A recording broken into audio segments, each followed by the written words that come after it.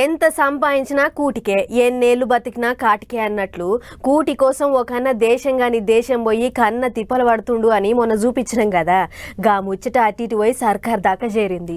నన్ను ఎట్లా చేసైనా మన దేశం తీసుకుపోర్రి, ఈడ నాకు మస్తు తిప్పలైతుంది, నాతోన అయితలేదని తన గోస చెప్పుకొని కళ్ళల్లో నీళ్ళు తీస్తే సర్కార్ కూడా అయ్యో అని బాధపడ్డది. ఏం బొగులు పడకు, నిన్ను తీసుకొస్తాం అన్నట్లు చెప్పింది. మరి ఇంతకు గా అన్న వచ్చిండో లేదో ఒక్కసారి అట్లా పోయి అరుచుకొని వద్దాం పార్రి. కువైట్ శివన్న అటు ఇటు చేసి ఇల్లు చేరిండు. 10 టీవీల గల్ఫ్ బాధితుని గోసా అని వరుస పెట్టి వార్తలేషుడు చూసిన సర్కారు అంతే రువ్వడిగా కదిలింది.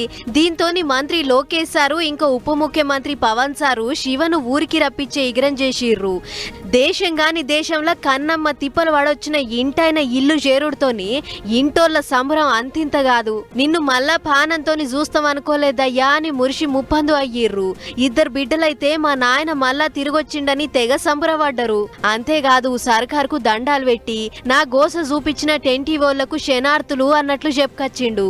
మన ఛానల్ వాళ్ళు గొప్పగా దాన్ని ఇంకా వైరల్ చేసి నారా లోకేష్ బాబు దగ్గర దాకా తీసుకెళ్లారు. మన పవన్ కళ్యాణ్ గారు సాయం చేసి నన్ను ఇండియాకి తీసుకొచ్చారు సార్. గదన్నట్లు ఇవాళ నేను పెళ్ళాం పిల్లలను కండ్ల నిండా చూస్తున్నా అంటే అది వాళ్ళు చేసిన సాయమే అన్నట్లు మస్తు తారీఫ్ చేసిండు. మొత్తానికి సర్కార్ స్పెషల్ నజర్ పెట్టి శివను కువైత్ కెంచి బెంగళూరుకు తీసుకొచ్చింది. అక్కడి నుంచి చిత్తూరు జిల్లాలున్న సొంతూరు చింతపర్తికి తీసుకొచ్చింది. బయటి దేశంలో ఉన్న మా ఇంటి ఆయనను మళ్ళా అపాయం లేకుండా తీసుకొచ్చిర్రంటే చిన్న ముచ్చట కాదు.